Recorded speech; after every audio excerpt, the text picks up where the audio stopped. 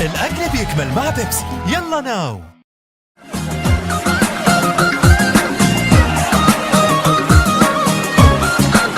مشاهدينا الكرام، اهلا وسهلا بكم بحلقه جديده لوصول اسود الرافدين، وراح ناخذ انطباعات الجماهير العراقيه من الجاليه العراقيه اللي جشمت العناء وجاءت من كل مناطق استراليا لاستقبال الاسود واستقبلت الاسود. شو تقولون للاسود؟ اهلا وسهلا بهم بمدينه ثانيه بيرث، وان شاء الله يفرحونا ويفوزونا بحيلنا ان شاء الله. ان شاء الله الفوز العراقي ان شاء الله. ان شاء الله ان شاء الله متفائلين ان شاء الله بحيل. منين اجيت انت؟ من ايام مكان استراليا؟ انا من بيرث، من نفس ان شاء الله بتوفقنا السود ان شاء الله خير ان شاء الله. فرحان الاسود؟ والله فرحان ان شاء الله الفوز منتظرين الفرحه ان شاء الله.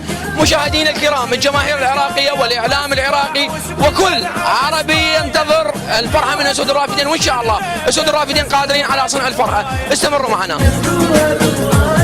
جيبوا الفوز يلا سباع واسبوا الملعب سبايا، خلوها تطخ الغيم لا تنزلوها بالرايه. عراقي احسن الناس يبقى تاج على الراس، وحق الاسم عباس نبتشيهم. عراقي احسن الناس يبقى فوق على الراس، وحق الاسم عباس نبتشيهم.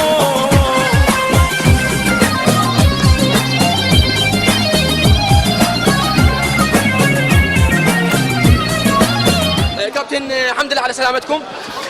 الكابتن عبد الامير ناجي، مدرب فريق الزوراء سابقا، محلل الكره العراقيه، نجم من نجوم الكره العراقيه، اول الواصلين الى مطار بيرث وللجماهير العراقيه، والقت عليه التحيه وراح نقول له الحمد لله على سلامه الوصول. سلامتكم ان شاء الله، مشكورين على الاستقبال الرائع ان شاء الله. واضح طبعا عليك كابتن، وان شاء الله تستعيدون راحتكم، وان شاء الله تقدمون لنا إن شاء الله. مباراه تسعد الجماهير وتسعد الشعب العراقي. كيف تقرا المباراه على ارض استراليا؟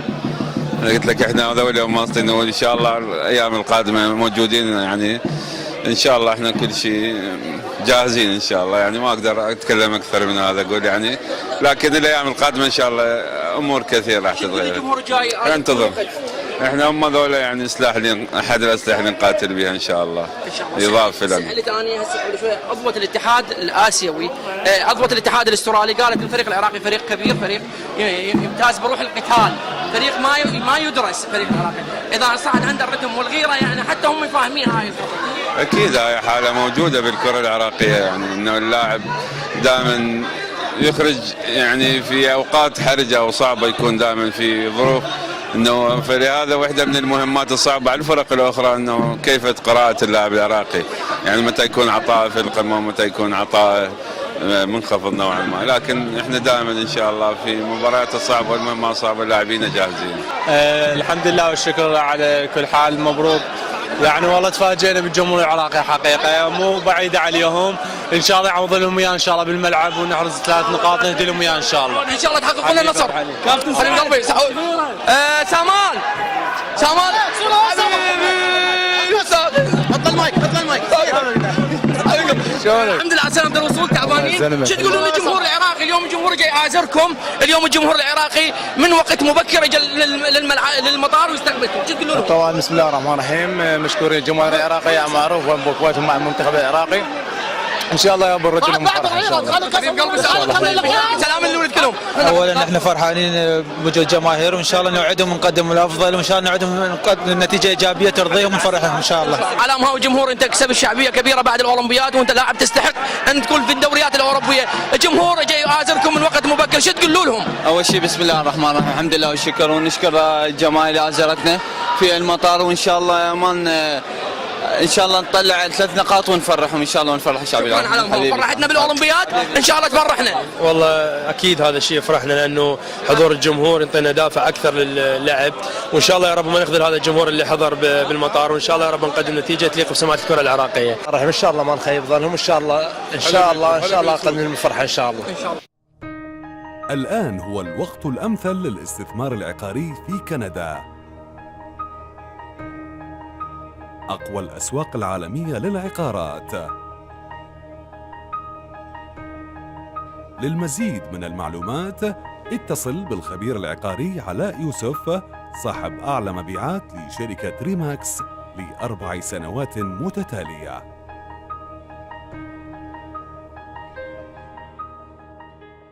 بسم الله الرحمن الرحيم. تحياتي للأخوة طبعا. أقول لهم إن شاء الله فريقنا بخير طبعا. جمهورنا واقف طبعا معنا، وأعتقد هذه مسؤولية وجانب معنوي كبير يضاف إلى الجوانب الأخرى. ننتظر التحاق طبعا لاعبينا طبعا حتى تكتمل المجموعة. أتمنى أن حضورهم طبعا يكون حضور جيد ويكونوا كامل قواهم. إذا ما حضر المنتخب وتواجد أغلب اللاعبين فثقتنا كبيرة أنه سوف يكون حضورنا فعال وحضورنا قوي طبعا أمام المنتخب الأسترالي، رغم أنه الفريق يلعب أمام أرضه وجمهوره، لكن ثقتي بالله طبعا وباللاعبين كبيرة أنه يقدمون مستوى طيب ويفرحون شعبنا إن شاء الله. مثل ما تعرف يعني التأهل إلى كأس العالم وهو رغبات وطموح وآمال يعني شعب بالكامل، لأنه هو حدث كبير تنتظره يمكن الناس، خاصة يعني أبناء شعبنا ما يملكون غير كرة القدم، هي اللي تأكل وتشرب معاهم، هي اللي تسرهم، هي اللي توحدهم، هي اللي فعلت كرة القدم ما فعل الآخرون. لكن احنا يعني إن شاء الله يعني هنا في استراليا راح تكون هي الخطوة الأولى بالاتجاه الشيء الصحيح، وبالتأكيد راح تكون تحضيراتنا جاهزة كلها، راح نكون على هبة الاستعداد. راح اللاعبين يلتحقون بنا يعني يوم 29 يوم 30. لاعبينا المحترفين الآن يبشرون بخير، سواء المغتربين أو المحترفين كلهم قاعد يلعبون بالدوريات وقاعد يأدون بالشكل الصحيح، ولهذا جايين لاستراليا لا من أجل رقم، جايين من استراليا أن يعني ببالنا في شيء وإن شاء الله يتحقق. مشاهدينا الكرام، ما زلنا متواصلين بالتغطية وراح ناخذ لقاء مع منسق الاتحاد العراقي لكرة القدم في القارة الأسترالية الأستاذ غيث مهند. السلام عليكم. عليكم السلام ورحمة الله. الحمد لله على سلامتكم. تعال. الله يسلمك. مبروك وصول اسود الرافدين للقارة الأسترالية لمدينة بيرث. كيف كانت الإجراءات؟ تحدث لنا وكيف الانطباعات، وهل أنتم متفائلون؟ أول شيء بسم الله الرحمن الرحيم، طبعا نشكر تواجدكم ويانا اليوم. الآن وصل المنتخب العراقي يبدأ المعسكر في استراليا قبل ملاقاة منتخب استراليا يوم 1/9. طبعا اليوم عندنا وحدة تدريبية الساعة 7 مساء بعد وصول الفندق، اكو راحة بعدها انه عندنا وحدة تدريبية. احنا صرنا متواجدين يومين في بيرث لتحضير كل ملتزمات منتخبنا من الإقامة والطعام والنقل والمواصلات وأيضا ملاعب التمرين. كانت هناك عندنا مشكلة بسيطة، هي الملعب التمرين. تعرف هنا شتاء واجواء في مدينة بيرث امطار، والله الملاعب يعني مو بالمستوى اللي مطلوب بيها. فالحمد لله كانت عندنا شكوى قدمناها للاتحاد الاسترالي، والدخل ايضا فيها الاتحاد الاسيوي، والحمد لله الان اختارنا ملعب اللي يليق بسمعة الكرة العراقية وان المنتخب يقدر يدرب عليه. وايضا هناك كان قرار من الاتحاد الاسيوي انه يكون ملعب بديل للمنتخب. سامح الله تعرف ظلت الاجواء على هذا المطر، انه حتى الملعب اللي هيتمرون عليه المنتخب انه يتعرض الى يعني الارضيه تتعرض الى هذا، فهيكون هناك ملعب بديل. دائما ما تعودنا احنا كاعلاميين ان نسمع هكذا اخبار، وهذه الاخبار لها دور بصنع الاحباط لدى المنتخب القادم على ارض نعم، هل تعتبرها انه من هذا النوع، انه من اجل صنع الاحباط قبل وصول المنتخب، انه امور الشوشره الاعلاميه وانه مضايقات حتى المنتخب تاثير نفسي على المنتخب العراقي؟ طبعا احنا كنا متواجدين قبل شهر يعني، وشفنا الملاعب بعيننا، بس تعرف الاجواء هنا يعني ماكو ملاعب. يعني هاي مدينه بيرث ما تقدر تقارنها في مدينه سيدني وملبورن، يعني اكبر ملعب عندهم هم نلعب عليه يتسع ل 20,000 شخص، والان يعني يتطورون شوي. فاتوقع اكو امور مثل ما تفضلت، بس طبعا هو الاكثر السبب الاكبر هو الاجواء في بيرث والسبب هاي المشكله. متفائلين؟ الحمد لله الشكر. احنا عندنا ثقة في لاعبينا والكادر التدريبي. ان شاء الله تكون فاتحة خير هذه المباراة على منتخبنا، وان شاء الله نقدر نقدم فد شيء لاسعاد جماهيرنا من هذه المباراة.